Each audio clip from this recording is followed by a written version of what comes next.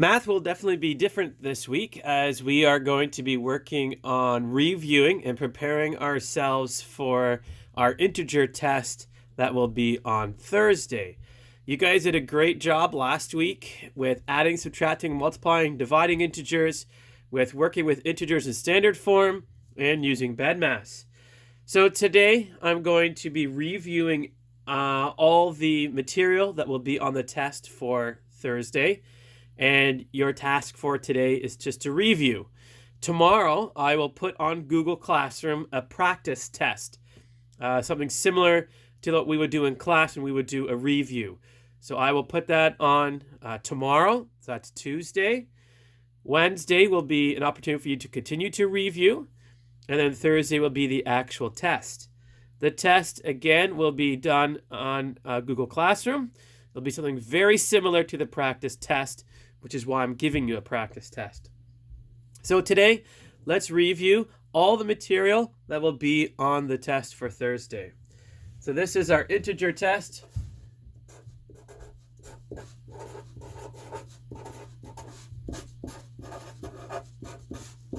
That will be on Thursday. Now, hopefully you have all your sheets in front of you and you can review those as I go through the video. So the first thing is taking a look at all of our sheets. Sheet 10.1 was just really an intro. It was pretty basic. We went through it really fast. The one thing I really want you to focus on from sheet 10.1 is just understanding how to do opposites. And what I mean by opposite, again, if I have +3, the opposite of that, is -3.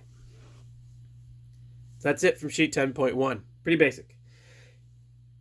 10.2, focusing on two things. Comparing and ordering.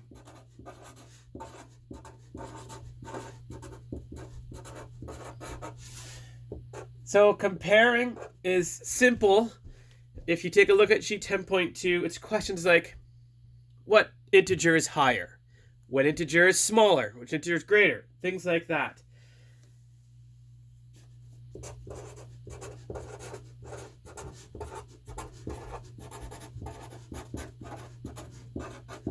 So it will have -3 plus 7.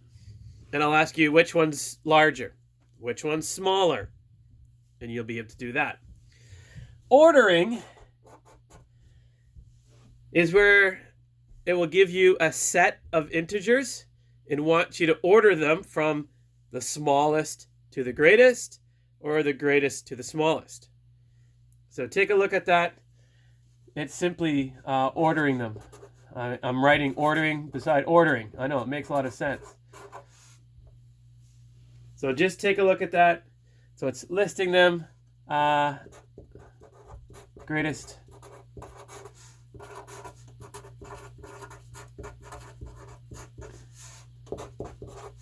to smallest, or the other way around. Again, make sure you're reading what the directions are asking you. So that's it. 10.1, 10.2 we did before spring break and we did not review after. It's very, very basic, but it still will be a part of the test. So make sure you understand those. Then we get into 10.3, 10.4. This is adding and subtracting.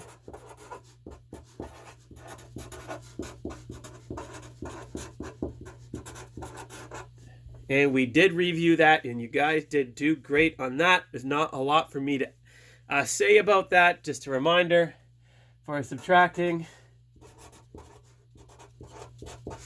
do not subtract.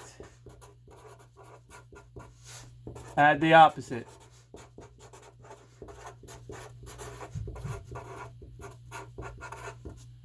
Then we get to 10.5 and 10.6. And here we have multiplying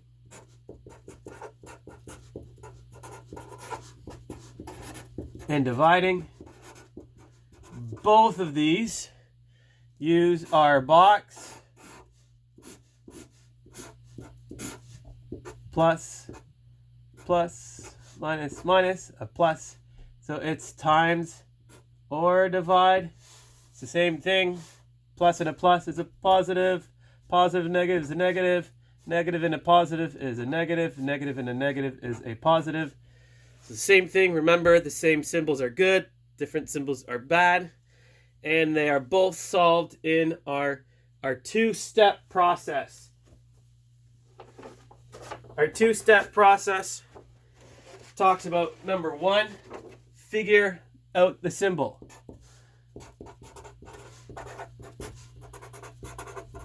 And then number two is just do the math. Now before it, so that's multiply or divide. Again, you can also go back to look at the videos that I made for 10.3, 10.4, 10.5, and 10.6. But here for multiplying and dividing, you have to understand this, where the same symbols will be positive, different symbols will be negative. Figure out what the symbol is, figure it's going to be positive or negative first, then just do the multiplication or division. Then we did 10.7, which was standard form. Remember, standard form's kind of normal, where I don't keep on saying I have positive 3, I just have 3. I don't think you had too many questions about that. And then our last sheet, which was on Friday, 10.9, is using BEDMAS. And some of you did have questions about that, so I just want to take this time just to quickly review that. And it came with the brackets part. So if I have a question that has 2 and then 3 minus 7 in brackets, and there's nothing in between the 2 and the brackets, this is what we call distributive property. You don't need to know that. We'll take a look at that in our next unit when we start taking a look at algebra. But I did not explain this, and I apologize. What this means, this is the same thing as saying 2 times whatever is in the brackets.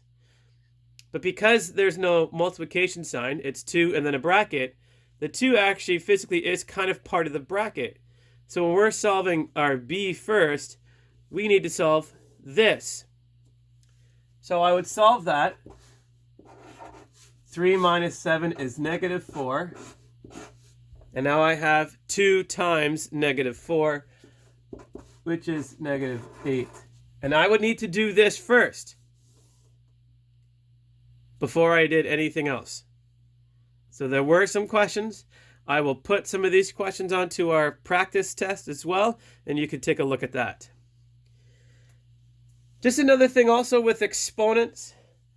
If I have negative 3 to the power of 3, again, this is the same thing as saying negative 3 times negative 3 times negative 3. So I actually need to do it one at a time. Negative 3 times negative 3 is going to be positive 9 times negative 3 is going to be equal negative 27. Now, as a general rule, if the exponent here is an odd number, like 3, 5, 7, or even 1, the answer is going to be negative. If it's an even number, so if it was negative 3 squared, that would be negative 3 times negative 3. That would be positive 9. So if the exponent is an odd number, it's always going to be negative. If it's an even, it's always going to be positive. Okay?